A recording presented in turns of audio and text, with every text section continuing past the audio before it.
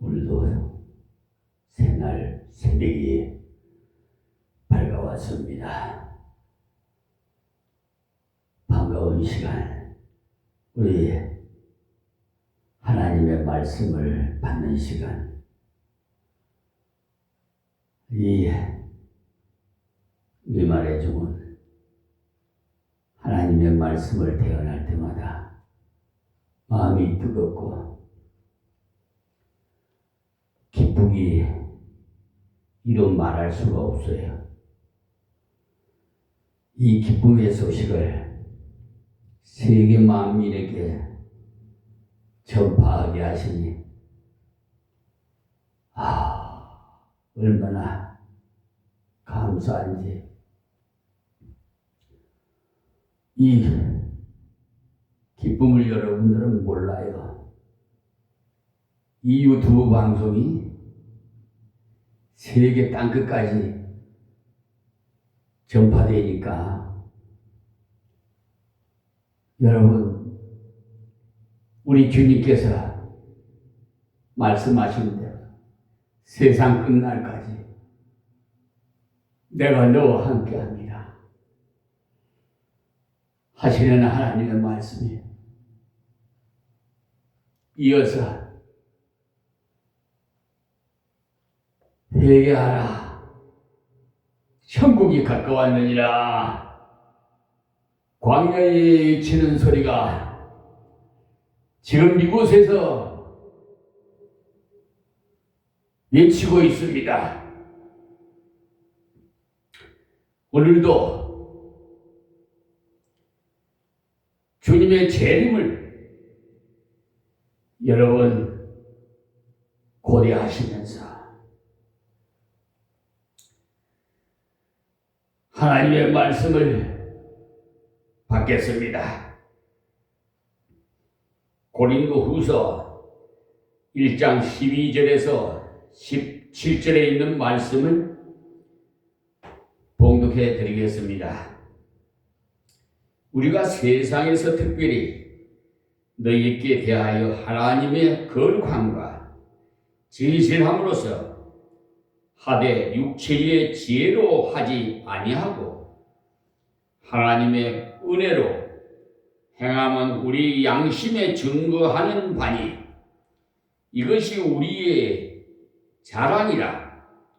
오직 너희가 읽고 아는 것 외에 우리가 다른 것을 쓰지 아니하노니 너희가 끝까지 알기를 내가 바라는 것은 너희가 대강 우리를 아는 것 같이 우리 주 예수의 날에 너희가 우리의 자랑이 되고 우리가 너희의 자랑이 되는 것이라. 내가 이 확신을 가지고 너희로 두 번 은혜를 얻게 하기 위하여 먼저 너희에게 이르렀다가 너희를 지나 마게도냐에 갔다가 다시 마게도냐에서 너희에게 가서 너희가 보내줌으로 유대로 가기를 경영하였으니 이렇게 경영할 때 어찌 경물이 하였으리요? 혹 경영하기를 육체를 쫓아 경영하여 예하고 아니라 하는 일이 내게 있었겠느냐? 아멘.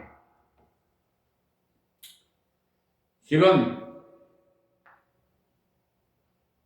우리 아버지 하나님께서 우리께 들려주시는 말씀이에요. 음성으로 들으세요.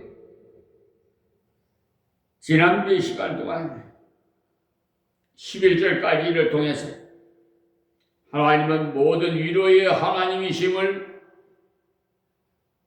말씀해 주셨습니다. 하나님은 왜 모든 위로를 하시는 분이시라고 했느냐?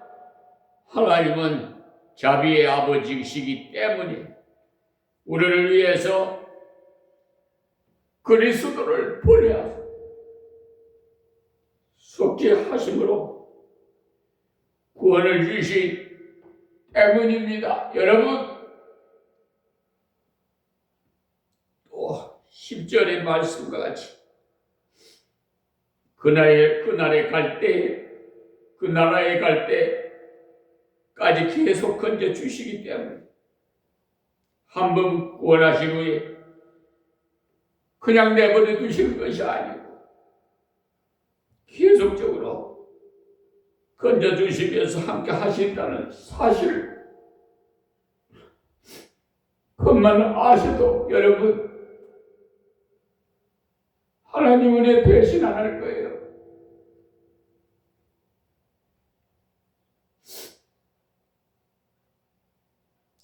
어느 성도가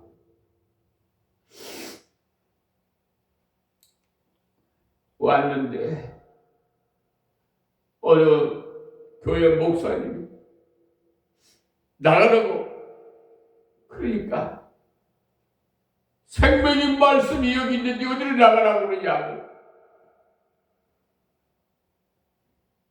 절대로 못 나간다고 그러더랍니다. 한번 구원하신 후에 그냥 두시지 않습니다. 은혜로우신 이 하나님을 바로 바라볼 때 우리에게 큰 위로가 되는, 어떤 비참한 처지가 되었더라도, 어떠한 난처한 입장이 되었더라도 그 하나님께서 건져시고 또 건져주신다는 사실을 바로 깨닫기만 하면 좌절하지 않고 걸어갈 수가 있습니다. 여러분, 사람은 못 믿어요. 사람은 섬기는 대상, 내가 섬겨야 돼, 살아야 할 대상, 믿음의 대상, 유일신 한 분인 하나님 한 분뿐이 없습니다. 오늘 말씀 중에 바울 사도가 고린도에 가지 않는 문제가 나오는데, 고린도전서 16장 4절부터 다시 보시면, 만일 나도 가는 것이 합당하면 저희가 나와 함께 가리라. 내가 마게도냐를 지날 터이니 마게도냐를 지난 후에 너희에게 나아가서 혹 저희와 함께 머물며 과동할 듯도 하니, 이는 너희가 나의 갈 곳으로 보내어 주게 하려 함이라. 이렇게 말씀을 편지로 보냈지만 예정한 대로 가지 못했어요. 고린도 후서는 전서를 보낸 후에 거의 1년이 지난 후에 편지를 써서 보냈어요. 그래서 고린도 성도 중에서 말썽이 생겼습니다. 바울 사도가 편지로 큰 소리 치더니 잘못하는 사람들을 교회에서 끌어내라고 큰 소리 치더니, 얼마 전 저 윤석열 대통령께서 국회의원들을 끌어내라고 했듯이 말이에요. 막상 오려고 하니까 그 말한 것이 겁나서 오지를 못하네 하는 사람들이 있었던 것이, 또 온다고 해놓고는 오지도 않은 것을 보니 신실하지도 못하다라는 평도 했어요. 그래서 오늘 본문을 보시면 경영이란 말이 나오는데, 이 경영이란 계획에 따라서 움직여 나가는 것을 경영한다고 하는데, 바울 사도가 고린도에 가지 않은 것은 하나님께서 간섭하심이고, 또 고린도 성도들을 아끼기 위해서 인간 안 간 것이지, 해퍼서 가볍게 움직여서 가지 않은 것이 아닙니다.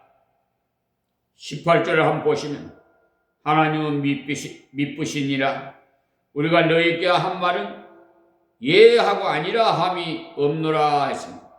믿음직하신 하나님 앞에서 어떻게 가볍게 행하겠느냐는 것입니다. 앞에서는 모든 위로의 하나님이시기 때문에 어떤 가난, 어떤 고통, 어떤 염려가 있어도 낙망하지 않고 걸어갈 수 있었음을 말씀합니다. 사실 주님의 자녀인 여러분이 어려움이 있을 때마다 1절에서 11절까지의 그 말씀을 읽어보는 것이 좋습니다. 저는 권합니다. 모든 위로의 하나님이심을 알 때 어떤 역경이 때라도 좌절할 필요가 없어요. 그와 달리 올린 말씀에서 믿으신 하나님에 대해 나오는데 우리가 하나님을 바로 아는 것이야말로 참으로 중요해요. 내가 믿는 하나님, 예수님, 어떤 분인 걸 알지도 못하고 믿는 자들은 허공을 치는 것과 같아요. 그런 자들이 이단에게 많이 끌려가요. 그런 자들이 하늘 신을 믿어요. 에? 하늘을 보고 땅을 보고 나무를 보고 무슨 형상을 만들어 놓고는 애굽에서 끌어낸 우리 하나님이라고 믿는단 말입니다, 여러분. 그런데 미혹당하지 말라고. 모세가 시내산에서 십계명을 받아내려면서 신령 얼마나 화가 났으면 깨트려버렸겠어요. 금송아지를 만들어가지고 40일 동안 시내산에 가서 하나님 앞에 가서 십계명을 받아 내려오는데 그걸 못 참고 또 예수님께서 부활해가지고 500명 중에서 보는 앞에서 너희들 여기 꼼짝 말고 기도하라. 내가 아버지 앞에 가서 아버지 나라에 가서 너희들 거처를 말하려 하느니 너희들 여기서 꼼짝하지 말고 기다리라. 내가 가면 보혜사 성령을 보내주마. 보혜사는 보호하신 돌봐주시고 누구를 만났을 때도 입을 벌려 무슨 말을 해야 하는지 다 기억나고 생각나게 해주시는 게 보혜사 성령이에요. 근데 말씀을 거역하고 제갈길로 나가고 120명만 남았죠? 여러분, 지금 시대도 마찬가지예요. 하나님께서 여러분에게 섬기는 교회 잘 섬기라고 참 목자를 만나서 내 종이니까 내 아들이니까 잘 말씀을 잘 배워서 내가 너희를 부를 때 내가 오라고 내게 오라고 하는데 지금 방탕하고 있어요. 방탕자가 있어요. 향락에 젖어서 물질 문명이 풍부하니까 백짓을 다 합디다. 에? 그 귀한 돈 그런 데 쓰라고 주는 줄 아십니까? 정신 차례예요. 지금 옆에 행여는 배고파 아우성 치는데 한편에서는 희희낙낙하고 못된 짓거리들 하고 말로만 배부르라? 사랑한다? 가증스러운 자들. 저희 법무부인 무한 로고스 간판 좀 바꾸세요. 왜 하나님의 이 간판을 붙여놓고 그 소속 백형기 변호사 완전히 상습 사기꾼, 감리교 임시감독 총회장을 했다나? 저 광주고등학교 나와서? 어떻게 변호사가 됐는지는 모르겠지만 하나님의 돈을 팽치하는 날강도 같은 자들이. 그래서 하나님께서 이번에 이재명 대통령을 세워서 사법부를 완전히 묵은 땅을 갈아 엎어버려야 돼요. 지금 현재 이대로 놔둬서는 안 돼.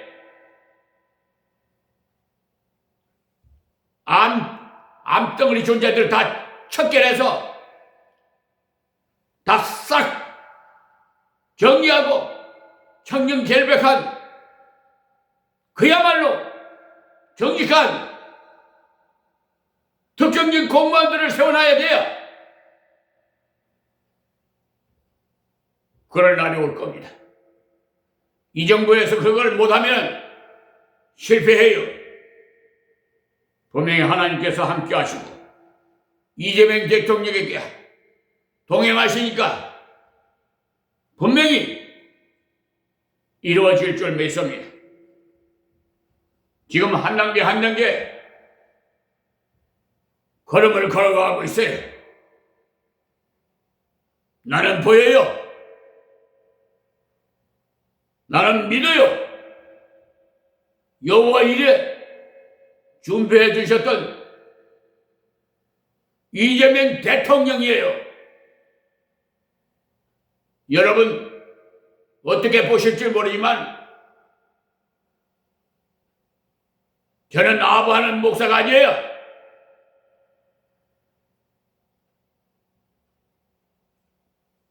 하나님을 기쁘게 해드리는 목사인 줄 아십시오.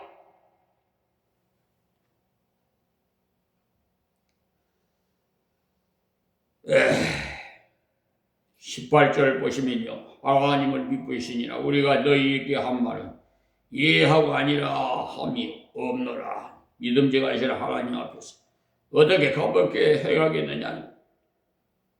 사실 주님의 자녀인 여러분이 어려움이 있을 때마다 항상 다른 데 보지 말고 하나님을 보세요. 하나님을 보라니까 공기와 같이 하나님은 여기시되 여기 눈에 보입니까? 하나님 말씀을 보란 말이에요.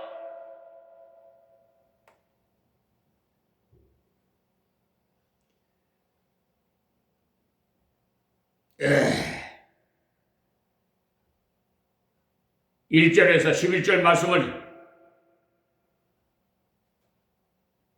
역경이 닥칠 때 보세요. 좀 베드로후서 3장 18절부터 보시면 오직 우리 주 곧 구주 예수 그리스도의 은혜와 저를 아는 지식에서 자라가라 그랬어요. 그러니까 예수님을 아는 지식이 자꾸 자라가야 된다 이 말이에요. 성장해야 된다. 어린애가 어른같이 성숙해야 된다 이 말이에요. 우리가 하나님을 바로 알고 예수님을 바로 알아야지. 맨날 그 자리에 맹돌고 있으면 되겠어요? 그거는 기형아예요, 기형아. 잘하지도 못하면 기왕 아니야? 귀가 있어도 듣지도 못하고 입이 있어도 말도 못하고 눈이 있어도 보지도 못하는 그런 기형아, 우리 한국 교인은요 귀는 엄청나게 커요. 우리 목사님들이 많이 말씀을 전해주잖아요. 그러니까 듣기는 많이 들어. 근데 들으면 행동으로 가야 옮겨야 되는데 열매가 맺어지지. 근데 그냥 그 순간뿐이야. 움직이질 않아. 구하라. 주실 것이요. 두드리라 열릴 것이요. 찾으라 찾을 것이라 했는데 왜 가만 앉아 있어? 감남 밑에서 입 벌리고 떡 떨어질 때까지 기다리는 거야? 멍청한 사람들. 기도했으면 그대로 실천의 행동을 옮겨야 돼.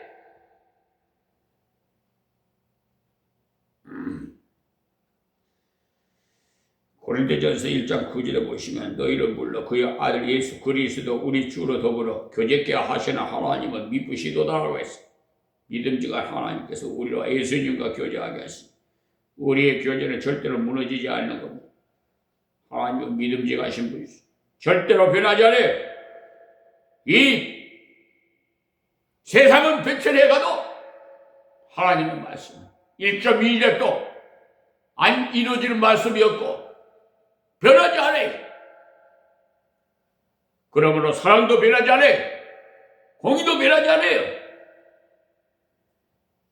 미쁘신 하나님에 대해 디모데전서 1장 15절에 보시면 미쁘다 모든 사람이 받을 만한 이 말이여라고.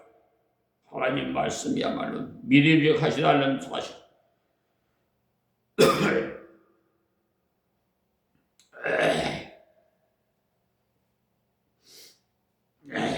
그리스도 예수께서 죄인을 구원하시고 세상에 임하셨다 하였도다.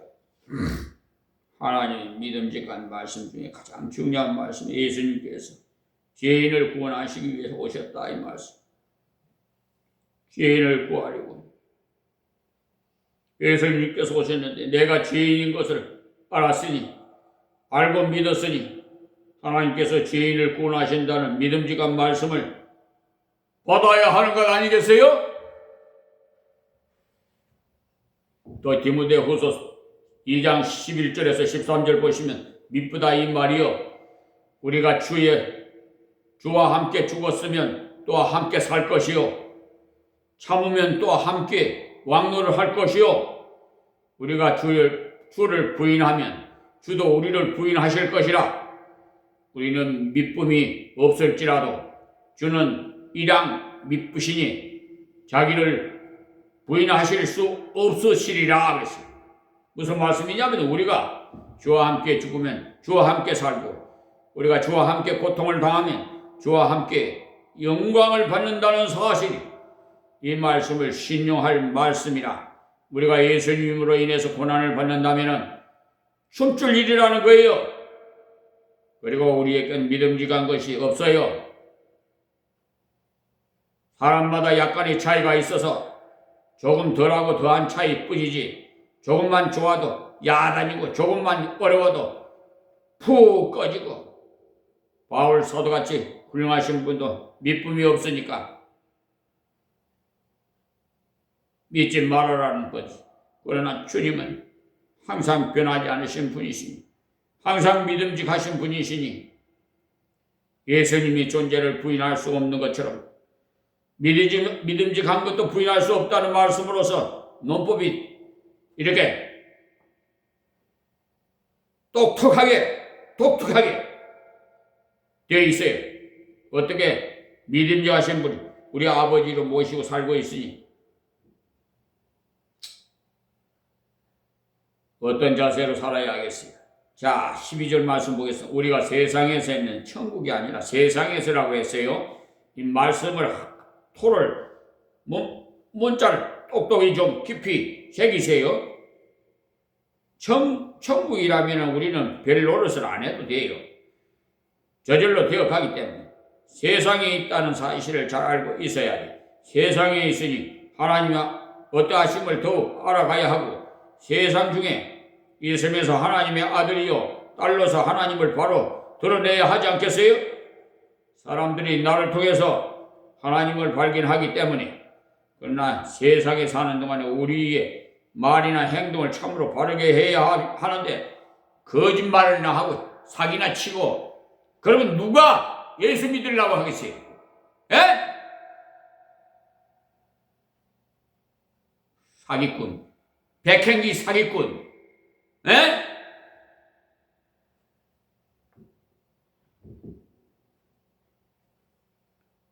이 비천한 종 하나님 앞에 갈 때까지 백행기라는 그 작자는 잊지 못해. 하나님의 돈을 패치해간 날강도 같은 자, 정창근, 정인철 강사나 판사도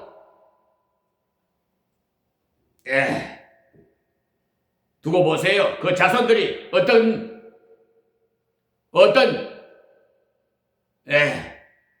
일이 벌어지는지 보세요. 그 강사나가 저 인천 법원으로 왔더라니까. 그래가지고 또 뭐예요? 또 패소시켰더라고. 그 쌍판택이를 한번 봤으면 좋겠는데, 하여튼 그러니 세상에 사는 동안에 우리의 말이나 행동을 함부로 바르게 이렇게 참고 해야 돼. 우리가 세상에 있다는 것은 우리의 육체의 위치를 말하는 거예요. 특별히 너에게 대하여는 세상에 살고 있는 성도에게 더욱 그렇다는 거예요. 세상에 대해서는 진실하게 해야 되지만 성도들에게는 더욱 그래야 돼. 이 말씀을 잘 이해해서 세상에 나가서 어떻게 행동해야 되느냐, 그런 것과 또 성도들 사이에 어떻게 해야 하는 것을 오늘 말씀에서 우리가 깨달아야 되는데, 너희에게 대하여 하나님의 거룩함과 진실함으로 하되 그랬어요. 세상 사람들에게 우리는 하나님을 보여주는 자들이, 우리는 하나님을 모시고 있는 자들이기 때문에, 그러니까 세상 앞에서 우리가 행해야 하는 행동은 거룩한 행동. 왜냐하면 하나님께서 거룩하신 분이시기 때문에, 하나님은 완전 구별되시고 깨끗하신 분이에요. 그러니까 우리가 세상에서 살아갈 때나 성도를 앞에서나 거룩한 삶을 살아야 되겠죠. 거창한 것보다도 거룩한 것이 중요해요. 거룩이 가장 아름다운 것이기 때문에. 그래서 색깔 중에 가장 아름다운 색은 사실 흰색입니다. 저도 꽃을 많이 재배해 봤습니다만 꽃 중에도 고상한 꽃은 대개 흰빛을 많이 띠고 있어요. 하나님의 거룩함과 내가 스스로 거룩할 수가 없어요. 인간 내가 깨끗하고 완전할 수가 없고, 그러니 우리 세상 앞에서나 성도 앞에